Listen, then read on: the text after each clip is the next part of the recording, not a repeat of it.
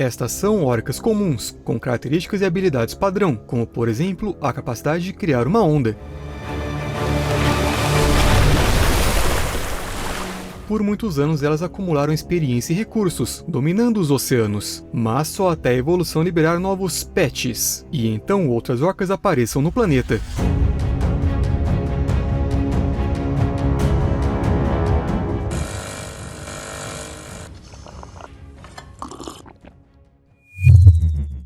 Na verdade, esse tema é muito incomum. Para deixar o vídeo interessante, nós o fizemos em formato de jogo, ou seja, há níveis, força, habilidade e assim por diante. À primeira vista, as orcas não costumam diferir umas das outras, portanto não é de se surpreender que a nova espécie tenha sido descoberta recentemente, mas todas elas são indivíduos fundamentalmente diferentes, que nem mesmo se reproduzem entre eles. Pera aí, não vou dar spoilers. Lembrarei sem insistência para você já deixar seu like, e agora falaremos de uma coisa de cada vez. Os cientistas descobrem novas espécies de animais o tempo todo, mas geralmente se trata de algo pequeno, não muito notável e que vive em algum lugar muito distante. Portanto, uma nova espécie de orca soa como algo inacreditável, especialmente porque todas as orcas são atualmente classificadas em uma única espécie, conhecida como Orcinus orca. Os biólogos dividem as orcas, mas usam os chamados ecótipos. Há 10 desses ecótipos no total, mas estamos interessados em 2, residentes e transientes. Um novo estudo afirma que as orcas residentes e transientes são espécies diferentes e não ecótipos, como se acreditava anteriormente, e talvez já em 2024, esses pets receberão até um status oficial. Portanto, haverá 3 tipos de orcas: transientes, residentes e as comuns que não estão incluídas nas 2 primeiras. É claro que os cientistas têm argumentos a favor dessa separação.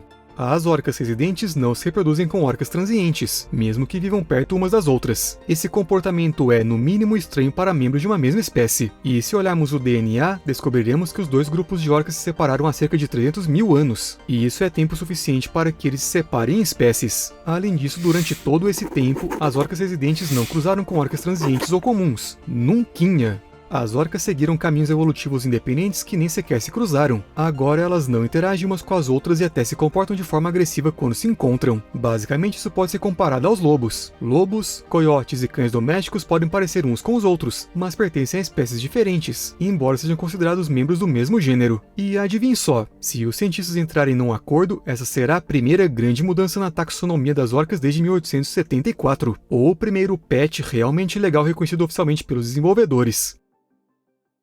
Mas quais as diferenças entre a nova espécie de orca e a que pretendem chamar de orca comum? Vamos começar com as transientes. Elas são tão diferentes umas das outras que, a princípio, os cientistas pensaram que elas eram algum tipo de párias sociais, que na verdade foram expulsas de grandes grupos permanentes. Demorou mais de uma década para que as pessoas entendessem como tudo funcionava. Conseguiram descobrir que as orcas transientes vivem mais longe no oceano aberto e comem mamíferos, ao contrário das orcas residentes, que fazem todo o oposto. As orcas transientes também têm aparência diferente se você souber onde olhar. Não que a natureza tenha se dado muito trabalho com a nova skin, mas elas são maiores e suas nadadeiras dorsais são mais triangulares. As mandíbulas das orcas transientes são mais fortes e mais curvas, possivelmente necessárias para lidar com um almoço de meia tonelada, pois esse é justamente o peso dos leões marinhos de Stellar. Também foram feitos alguns ajustes no comprimento. As orcas transientes ficaram maiores do que seus parentes em cerca de 50 centímetros em média. Mas por que tudo isso? Para justificar o aumento da força e a capacidade de causar sérios danos ao caçar mamíferos marinhos. E elas realmente precisam causar danos muito mais sérios, pois o cardápio das orcas transientes consiste em diversos animais grandes, e incluindo focas, toninhas, leões marinhos de Stellar, leões marinhos da Califórnia, botos de Dall, golfinhos de laterais brancas do Pacífico e às vezes outras baleias. Além disso, as orcas transientes tiveram que melhorar suas armas. Portanto, sim, elas têm mandíbulas mais fortes, as quais podem usar para lidar com presas realmente grandes e fortes. Naturalmente, elas também não poderiam deixar de ter dentes maiores, e portanto, as orcas transientes se tornaram donas de presas parecidas com as de um urso pardo. E isso acrescenta alguns pontos às habilidades de intimidação e penetrabilidade física. Os cientistas notaram que as orcas transientes têm dentes mais desgastados, com pontas achatadas, em comparação com todas as outras orcas. E essa estrutura dentária se destina a esmagar ossos e peles duros, o que é essencial na caça de grandes mamíferos. O que mais falta no novo patch? corrigir o bug da resistência. Quando você mora perto da costa, não precisa se preocupar com isso, mas as orcas transientes tendem a estar sempre em movimento. Não tem como não ter resistência. As orcas transientes são nadadoras muito boas, capazes de cobrir a distância entre o sul do Alasca e o sul da ilha de Vancouver em 10 dias. E não só para ver o mundo. A questão é que a vigilância da presa precisa ser suprimida. A tática das orcas é caçar furtivamente, e para isso as áreas de caça devem ser muito grandes. Caso contrário, o almoço potencial deduzirá de que lado deve esperar um ataque. Portanto, é preciso se manter em movimento o tempo todo. Quando focas, leões marinhos ou toninhas percebem a presença das orcas, provavelmente se tornam mais difíceis de capturar. A resistência das orcas transientes lhes dá vantagens para a caça. Pode parecer que esse é um patch adequado só para os fãs de tanques, mas as orcas transientes são realmente boas no modo furtivo. Antes de mais nada, deixe-me dizer que seus bandos são significativamente menores do que os outros. Lembre-se dessa informação. O número ideal de orcas em um desses grupos é de 3 a 7 indivíduos, e todos eles são parentes uns dos outros. Essa estrutura permite que elas caçem com eficiência, pois lhes dá pelo menos 10 pontos de furtividade.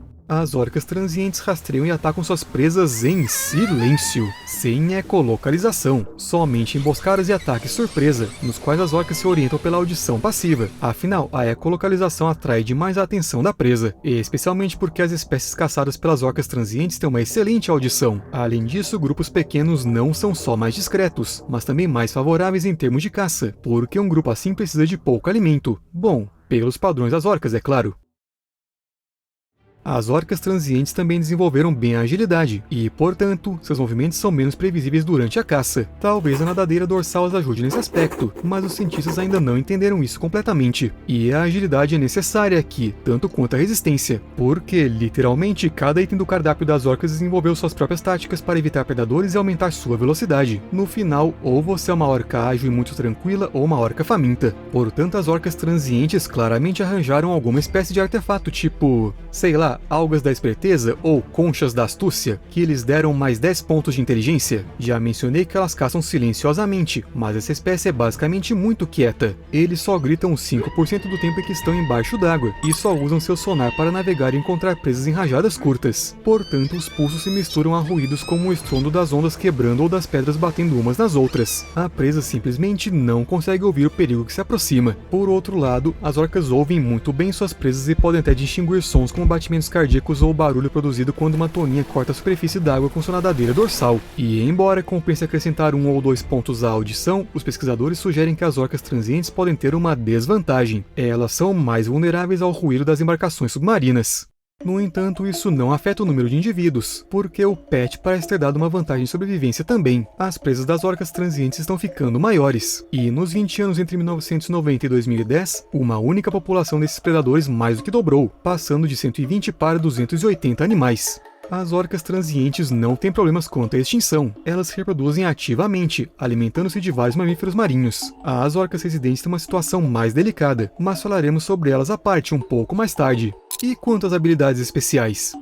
As orcas transientes também têm muitas delas, pois suas habilidades de caça são impressionantes. Ao caçar alimento, as orcas podem lançar uma foca 24 metros no ar. E isso é como um karatê, só que usando a cauda. Porém, o impacto é realmente devastador, e as orcas realmente batem muito nas focas com suas caudas. Não porque as orcas gostem de fazer isso. Bem, ou não só por isso. É que mamíferos marinhos como focas e leões marinhos têm garras e dentes afiados que podem ferir gravemente quem os ataca. Mas é aí que a inteligência entra em ação. Para manobrar com segurança em torno de sua presa e devorá-la, a orca enfraquece. E um golpe de cauda é simplesmente ideal. Afinal, poucas pessoas se sentiriam bem depois de algo assim. Às vezes as orcas usam as nadadeiras em vez da cauda, e às vezes elas jogam suas presas a uma altura enorme. Os cientistas acreditam que essa seja uma manifestação extrema do golpe de cauda. Há outro motivo: esses golpes preliminares enfraquecem a pele do animal, e as orcas não comem essa pele. Portanto, bater em uma foca com a cauda é tipo descascar uma banana? Sou horrível, eu sei.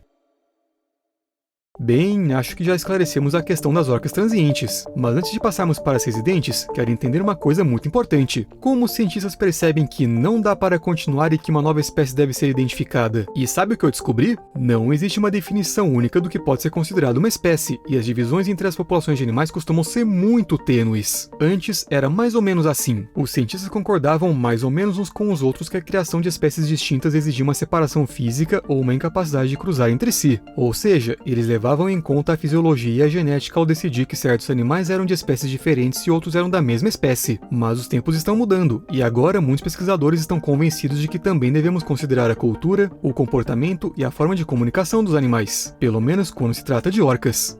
E na verdade não há nada de inesperado no fato de terem decidido separar algumas orcas em espécies independentes. Elas são animais que percorrem todos os oceanos do mundo, desde as águas polares até os trópicos. Algumas orcas comem pássaros, filhotes de baleias ou arenque, outras caçam arraias de amanta ou tartarugas marinhas. Na Antártida, as orcas se reúnem em grupos e derrubam focas do gelo. Em ambos os hemisférios, as orcas foram vistas pulando nas praias e puxando focas da terra firme. Está entendendo onde quero chegar? As orcas são diferentes demais para serem uma única espécie. Há muito tempo existem indicações de que esse comportamento de caça e as diferenças na dieta podem não ser apenas preferências, porque as preferências são escolhas feitas diariamente, enquanto a dieta das orcas é extremamente fixa. Elas simplesmente não comem o que não estão acostumadas a comer e não o comerão mesmo que estejam com fome. Entretanto, durante décadas, os cientistas não entendiam esses comportamentos e não os consideravam evolutivamente significativos, até recentemente.